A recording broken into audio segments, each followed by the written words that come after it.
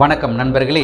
சென்ற அத்தியாயத்தில் விநாயகர் சதுர்த்தி விரதத்தினை முறையாக கடைபிடித்து பலனடைந்தவர்களை பற்றி சூத முனிவர் கூறினார். இந்த அத்தியாயத்தில் மன்மதனுக்கு அருள் செய்த மகா கணபதியின் கருணையை பற்றி அறிவோம். ஒரு முறை சிவபெருமானை நோக்கி தாரகன் என்ற அரசன் கடுமையான தவமிருந்தான். அந்த தவத்தின் பயனாக 108 யுகங்களையும் அரசாளும் வரத்தை பெற்றான். வரத்தை பெற்ற மதமையில் கொடுங்கோல் ஆட்சியை மேற்கொண்டான். தேவலோகத்தையே தன் வசமாக்கினான். தேவர்கள் அனைவரையும் சிறையில் அடைத்தான். அவனது தொல்லையை தாங்க முடியாத தேவர்கள் அனைவரும் கைலாசநாதரிடம் சென்றனர். ஆனால் அவரோ ஆழ்ந்த தவத்தில் இருந்தார். தாரகனை வதம் செய்ய வேண்டுமெனால் சிவபெருமானுக்கு பிறக்கும் மகனால் மட்டுமே முடியும். ஆகவே சிவபெருமானின் தவத்தை கலைத்து அவரது காதல் பார்வையானது பார்வதி தேவி மீது பட்டே ஆக வேண்டும். வேறு வழியில்லாத நிலையில் மன்மதனை அனுப்பினர். மன்மதன் மிகவும் பயந்து கொண்டே சிவபெருமானின் மீது மலர் அம்புகளை எய்தான். சிவபெருமானின் தவமானது கலைந்தது. இதனால் கோபம் கண்ட சிவபெருமான் தன்னுடைய நெற்றிக் கண்ணை திறந்தார். அதிலிருந்து வெளிப்பட்ட நெருப்பானது மன்மதனை அழித்து சாம்பலாக்கியது. அங்கிருந்த தேவர்கள் அனைவரும் நடந்த அனைத்தையும் கூறி மன்னிப்பு வேண்டினர். தங்கள் மூலம் பிறக்கும் புத்திரனால் மட்டுமே தேவர் உலகம் மீண்டும் பழைய நிலையை அடையும் என்றனர். சிவபெருமானும் அதற்கு சம்மதித்தார். இந்நிலையில் மன்மதனை இழந்த ரதி சிவனின் மலரடியில் விழுந்து கதறினாள்.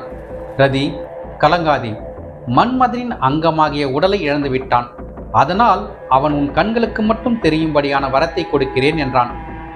அதிலிருந்து மன்மதன் அனங்கன் என்ற பெயரை பெற்றான். 60,000 வருடங்கள் ஓடிவிட்டன.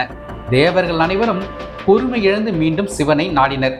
சிவன் தன்னுடைய வீரியத்தை பார்வதியிடம் கொடுத்தார். அவள் அதை அக்னி தேவனிடம் தந்தாள். சிவனின் வீரியத்தை தாங்க முடியாமல் அதனை கங்கை நதியில் சரவணை பொய்கையில் விட்டுவிட்டான். அது ஒரு குழந்தையாக மாறியது.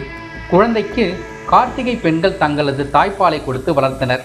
சரவண பொய்கையில் அவதரித்ததால் சரவணன் என்ற பெயரோடு நாளொரு மேனியும் பொழுதொரு வண்ணமாக வளர்ந்து வந்தான்.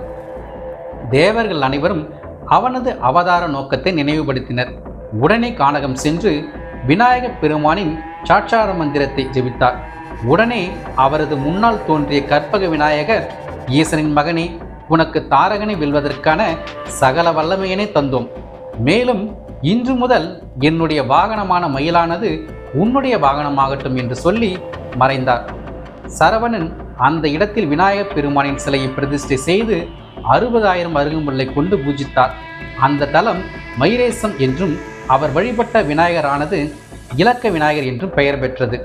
பிறகு சரவணன் மயில் மீதேறி போருக்கு புறப்பட்டு தாரகனை வதம் செய்து வெற்றி வகை சூடினான்.